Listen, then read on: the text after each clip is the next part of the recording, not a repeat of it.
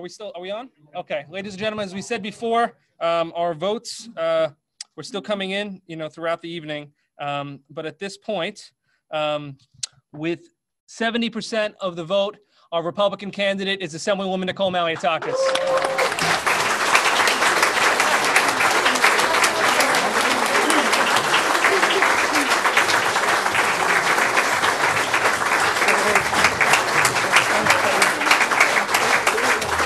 What a victory, right?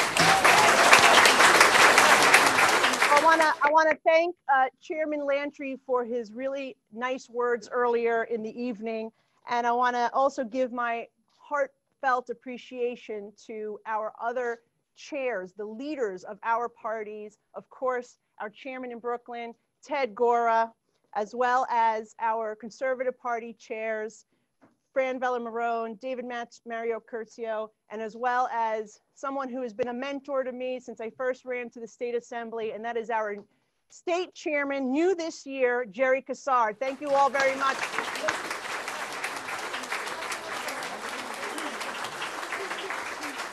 I also want to thank my dedicated staff, both the campaign staff, as well as those who work in my government office every day, even during everything we've been through over the years.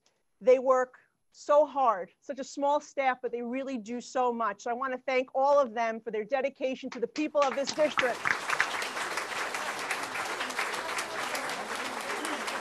And of course, I want to thank all of you, the volunteers, the workers, and of course, everyone who came out today and voted in this very important election.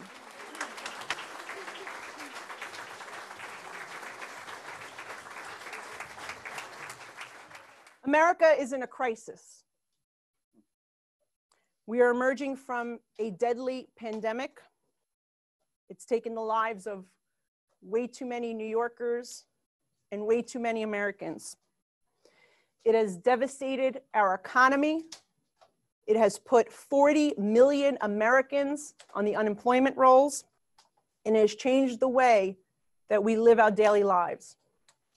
We are facing a time of unprecedented civil unrest, rioters, looters in our streets, radical leftists and anarchists toppling historic statues, even those of our founding fathers, and laying siege to the White House. We can either sit back and watch silently as all we cherish is torn down, or we can stand up and fight back.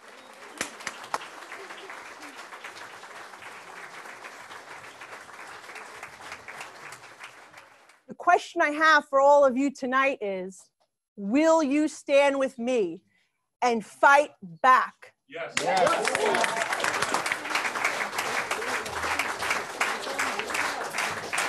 Will you join me and push back against the socialist agenda that is sweeping our land?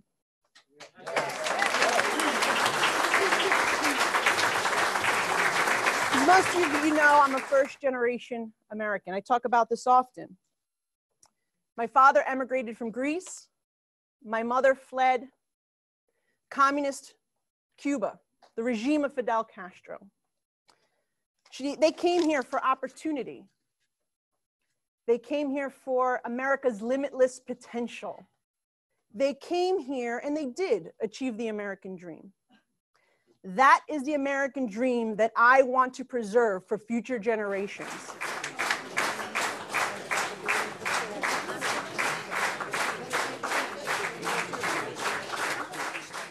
That American dream, my friends, is really worth fighting for.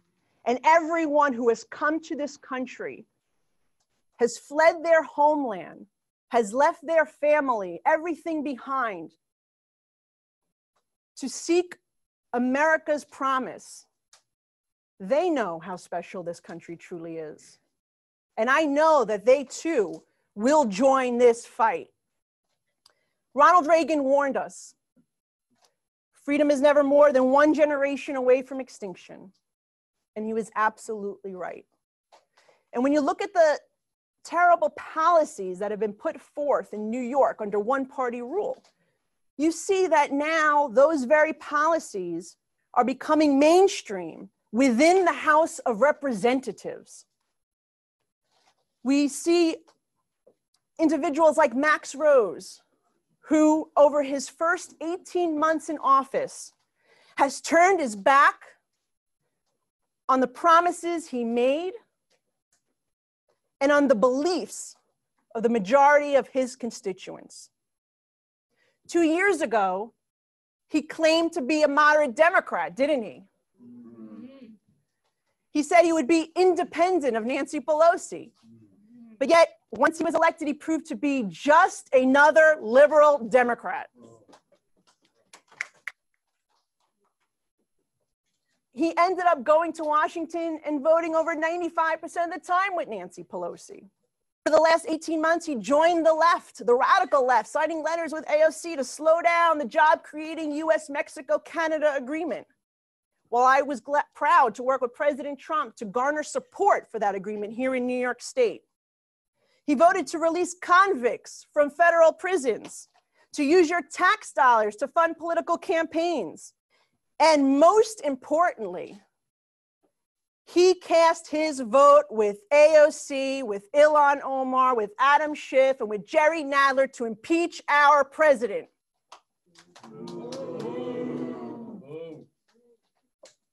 The time has come, my friends, to send Max Rose packing.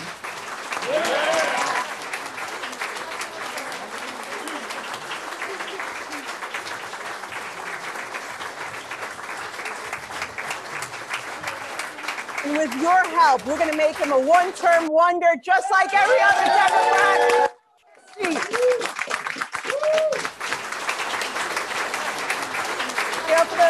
For the past 10 years, it has been an honor and a privilege to represent the people of Staten Island and Southern Brooklyn in the New York State Assembly. And we fought against the liberals who rule this city and state. I fought against high taxes, against bad schools, against bail reform, against sanctuary city policies that protect criminals who are here illegally. I sued the Port Authority to achieve transparency. I took on the MTA. We restored bus service in the district. I stood up to Bill de Blasio, and against his plans, we stopped his plans to bring heroin injection centers to the city of New York. I stood up to Bill de Blasio, we got him to agree to deport illegal immigrants who commit sex crimes in our community.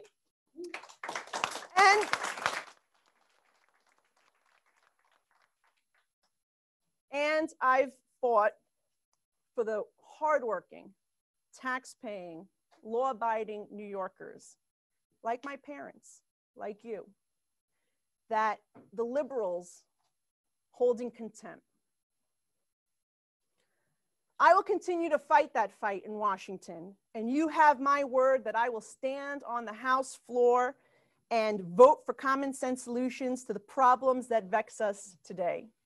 New York City deserves to have at least one common sense, one Republican, one conservative voice in Washington.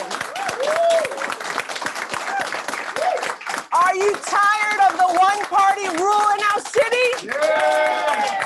Are you tired of the one-party rule in our state? Yeah. Are you tired of not having one voice representing you in Washington, D.C.? Yes. Well, together we're gonna make sure that we have that voice. We're going to fight the battle against this creep called socialism, and we together, we are going to work with President Trump. We're going to work with Speaker Kevin McCarthy. And we are not only going to make America great again, we're going to make New York City great again. Thank you, everyone. God bless you all. Thank you.